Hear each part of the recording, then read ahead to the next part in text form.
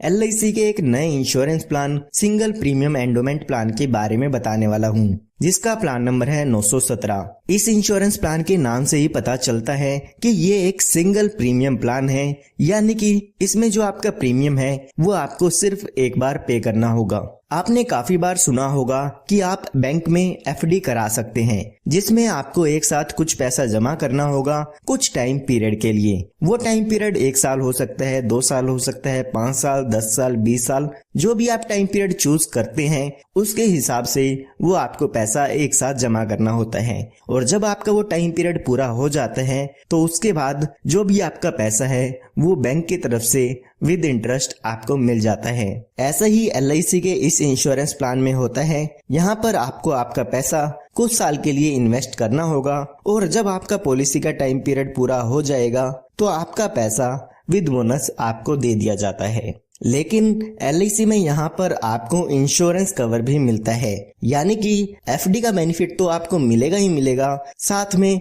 Insurance cover भी आपको इसमें मिल जाता है। अगर हम बैंक के FD की बात करें तो वहां पर आपको इंश्योरेंस का बेनिफिट नहीं मिलता है। तो आइए सबसे पहले जान लेते हैं कि कौन कौन इस पॉलिसी को ले सकते हैं। उसके बाद हम एक एग्जांपल लेके देखेंगे कि इसमें कितना प्रीमियम आपको पे करना होगा और क्या क्या बेनिफिट्स इसमें आपको मैच्योरिटी पर मिल जाते हैं। तो सबसे पहले बात आती है मिनिमम एज की, यानी कि कम से कम कितनी उम्र आपकी होनी चाहिए अगर आप इस इंश्योरेंस प्लान को लेते हैं। तो वो यहाँ पे दी गई है 90 दिन की, यानी कि कोई भी व्यक्ति या बच्चा जिसकी उम्र 90 दिन या 90 दिन से ज्यादा की है वो इस इंश्योरेंस पॉलिसी को ले सकते हैं। उसके बाद बात आती है मैक्सिमम एज की, यानी कि ज्यादा से ज्यादा कितनी उम्र के व्यक्ति इस इंश्योरेंस पॉलिसी को ले सकते हैं। तो वो एज यहाँ पे दी गई है 65 साल की। 90 दिन के बच्चे से लेके 65 साल के व्यक्ति तक इस इंश्योरेंस पॉलिसी को ले सकते हैं। उसके बाद बात आती है मिनिमम टर्म की, मतलब कम से कम ये इंश्योरेंस पॉलिसी आप कितने साल के लिए ले सकते हैं। तो वो यहाँ पे दिया गया है 10 साल का, यानी कि आपको कम से कम 10 साल के लिए इस इंश्योरेंस पॉलिसी को लेना होगा। उसके बाद बात आती है मैक्सिमम टर्म की, यानी कि ज्यादा से ज्यादा इस इंश्योरेंस पॉलिसी को आप कितने साल के लिए ले सकते हैं। तो वो टाइम पीरियड इसमें 25 साल का दिया गया है,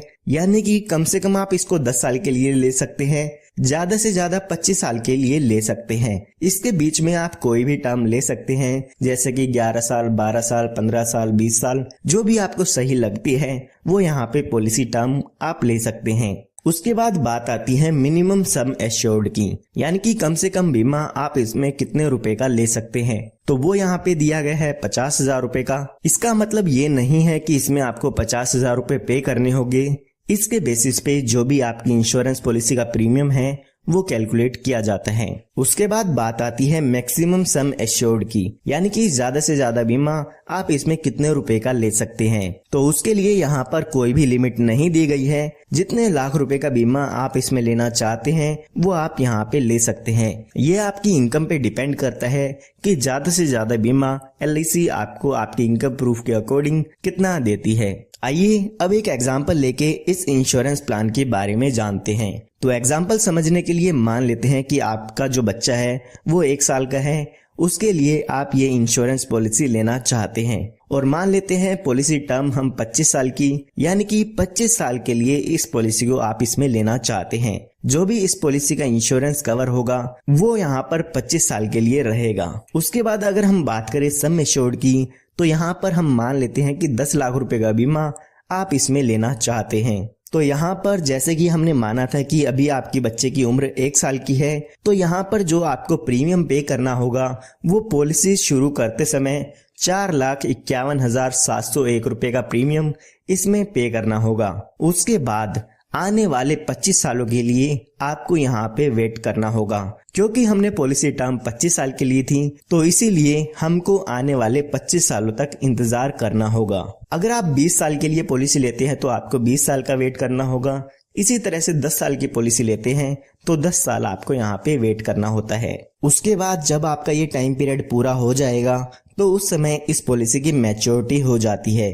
तो उस समय यहाँ पर आपको 27,25,000 रुपए के करीब अमाउंट मिल जाता है। यानी कि जब आपके बच्चे की उम्र 26 साल की हो जाएगी तो यहाँ पर आपको 27,25,000 रुपए के करीब अमाउंट आपकी मैच्योरिटी पर मिल जाता है। जिसमें 10 लाख रुपए आपका सम एश्योर्ड होता है, 12,75,000 रुपए आपका बोनस होता है और फाइनल एडिशनल बोनस की बात करें तो 4,50,000 रुपए इसमें आपको फाइनल एडिशनल बोनस मिल जाता है। तो ये टोटल मिला के 27,25,000 रुपए के करीब इसमें अमाउंट आपको मिल जाएगा। और अगर हम टोटल प्रीमियम पेमेंट की बात करें तो इसमें हमने 4,51,701 रुपए पे किए थे। ये हमने बात तब की है जब इस पॉलिसी के दौरान पॉलिसी होल्डर के साथ कोई भी दुर्घटना नहीं होती है। तो आइए अब जानते हैं कि अगर पॉलिसी होल्डर के साथ कोई दुर्घटना हो जाती है पॉलिसी के दौरान तो उस केस में पॉलिसी के नॉमिनी को यहाँ पर क्या क्या बेनिफिट मिल जाते हैं। तो हम एग्जाम्पल समझने के लिए मान लेते हैं जब बच्चा 10 साल का होता है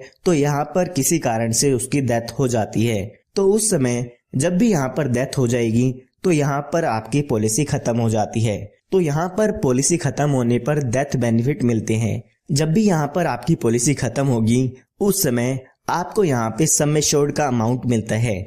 तो हमारी पॉलिसी में सम एश्योर्ड देखते हैं तो 10 लाख रुपए का सम एश्योर्ड था तो 10 लाख रुपए मिल जाएंगे। इसके साथ साथ जितने साल भी आपकी पॉलिसी चली है उसका बोनस भी यहाँ पर आपको मिलता है। तो हमने अपने एग्जाम्पल में माना है कि पॉलिसी होल्डर की डेथ 10 साल के एज में हो गई है। तो यहाँ पर लगभग टोटल अमाउंट देखते हैं तो 15,10,000 रुपए के करीब मिल जाता है, जिसमें 10 लाख रुपए का आपका सम एश्योर्ड होगा और 5,10,000 रुपए का आपका बोनस हो जाता है। इसी तरह से किसी व्यक्ति की डेथ पॉलिसी शुरू होने के 15 साल बाद हुई है तो 15 साल का बोनस मिलेगा। साथ ही साथ आपकी पॉलिसी का जो भी सम एश्योर्ड अमाउंट होता है वो यहाँ पे मिल जाता है। यहाँ पर आप इस पॉलिसी में कुछ एडिशनल बेनिफिट भी ले सकते हैं जिनके लिए आपको कुछ एक्स्ट्रा प्रीमियम यहाँ पे करना होगा। यहाँ पे आप अपनी पॉलिसी में टर्म राइडर ऐड करा सकते हैं। टर्म राइडर का बेनिफिट ये होगा कि अगर आपकी पॉलिसी होल्डर की डेथ हो जाती है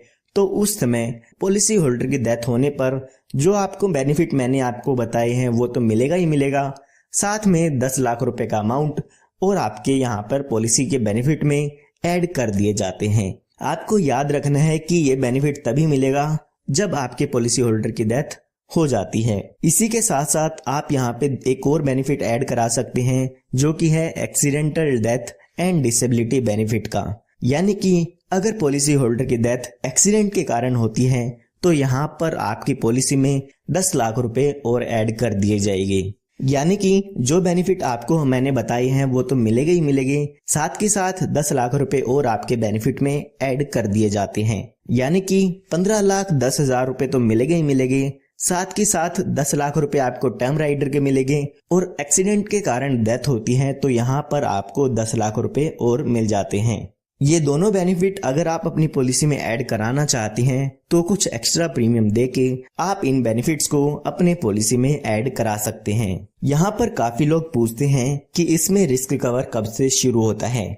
तो उन लोगों को मैं आपको बताना चाहूंगा कि आपकी उम्र या आपके बच्चे की उम्र 8 साल या 8 से ज्यादा की है तो पॉलिसी लेते ही आपकी पॉलिसी का रिस्क कवर शुरू हो जाता है। लेकिन अगर आपके बच्चे की उम्र 8 साल से कम है तो पॉलिसी लेने के 2 साल बाद यहाँ पे रिस्क कवर शुरू होता है, या फिर जब आपका बच्चा 8 साल का हो जाता है तो इस पॉलिसी में आपका रिस्क कवर शुरू होता है। इन दोनों ही कंडीशन में से जो भी पहले पूरी हो जाती है उसके हिसाब से आपकी पॉलिसी में जो है रिस्क कवर शुरू हो जाता है। काफी लोग यहाँ पे ये भी पूछते हैं कि अगर हमारा रिस्क कवर शुरू नहीं हुआ है और उस केस में डेथ हो जाती है तो हमें क्या बेनिफिट मिलता है। तो उस केस में जो भी आपने प्रीमियम पे किया है तो उसमें से जो भी जीएसटी के चार्जेस है वो हटा के अमाउंट आपको पे कर दिया जाता है। उसके बाद यहाँ पे एलआईसी ने आपको एक बेनिफिट और दिया है, वो है सेटलमेंट ऑप्शन का। एलआईसी यहाँ पे कहती है कि जो भी आपको यहाँ पर मैच्योरिटी पर अमाउंट मिलना है वो आप हमसे इंस्टॉलमेंट में ले सकते हैं। यानी कि आप एलआईसी से उस अमाउंट को किस्तों में ले सकते हैं। 5, 10 या 15 साल की किस्तों में आप उस पैसे को एलआईसी से ले सकते हैं। एलआईसी उन किस्तों पर आपको इंटरेस्ट भी यहाँ पे देती है। इसी तरह से जो भी डेथ पे अमाउंट मिलता है उसको भी आप यहाँ पे इंस्टॉलमेंट में ले सकते हैं। अगर आप इस डेथ बेनिफिट को इंस्टॉलमेंट में लेना चाहते हैं तो पॉलिसी के दौरान आपको एलआईसी को बताना होगा कि आप इस बेनिफिट को अपनी पॉलिसी में लेना चाहते हैं, यानी कि आप इस पैसे को इंस्टॉलमेंट में लेना चाहते हैं। आइए उसके बाद अदर बेनिफिट्स भी जान लेते हैं कि कौन कौन से बेनिफिट इस प्लान में आपको और भी मिल जाते हैं। तो यहाँ पे बात करते हैं एडिशनल राइडर की, यानी कि कौन कौन से और एडिशनल बेनिफिट आप इसमें ले सकते हैं। तो यहाँ पे आप accidental death and disability benefit rider ले सकते हैं, जिसका बेनिफिट मैंने आपको पॉलिसी में बता दिया है। इसी के साथ साथ आप यहाँ पे टर्म राइडर भी ले सकते हैं। उसके बाद अगर हम पॉलिसी लोन की बात करें तो आप अपनी पॉलिसी पर लोन भी ले सकते हैं। पॉलिसी शुरू होने के 1 साल बाद आप अपनी पॉलिसी पर लोन भी ले सकते हैं। उसके बाद यहाँ पे बात आती है सरेंडर की। अगर आप अपनी पॉलिसी को सरेंडर कराना चाहते हैं तो पॉलिसी शुरू होने के बाद कभी भी आप अपनी पॉलिसी को बंद करा सकते हैं। अगर आप पॉलिसी शुरू होने के पहले साल में ही अपनी पॉलिसी को बंद कराते हैं तो जो भी आपने अमाउंट पे किया था उसका लगभग 75% के करीब आपको यहाँ पे अमाउंट मिलता है। इसी तरह से अगर आप दूसरे साल या दूसरे साल के बाद अपनी पॉलिसी को बंद कराते हैं तो लगभग 90% आपको आपके सिंगल प्रीमियम का वापस मिल जाता है। उसके बाद यहाँ पे आपको बेनिफिट मिल जाता है टैक्स बेनिफिट का। तो यहाँ पर जो भी आपका डेथ क्लेम होता है वो इनकम टैक्स से एग्जम्प्ट है, यानी कि उस पर आपको कोई भी टैक्स नहीं पे करना होगा। उसके बाद अगर हम प्रीमियम की बात करें तो इनकम टैक्स के रूल्स के अकॉर्डिंग आप इसका डिडक्शन ले सकते हैं अपने इनकम टैक्स की फाइल में। और अगर हम मैच्योरिटी की बात करें तो इस पॉलिसी में जो भी मैच्योरिटी होती है वो यहाँ पर टैक्सेबल होती है। जो भी यहाँ पे इनकम टैक्स रूल्स है उसके हिसाब से यहाँ पर आपको उस पर टैक्स देना होगा। तो उम्मीद करता हूँ अब आपको पता चल गया होगा LIC के plan number 917 single premium endowment plan के बारे में।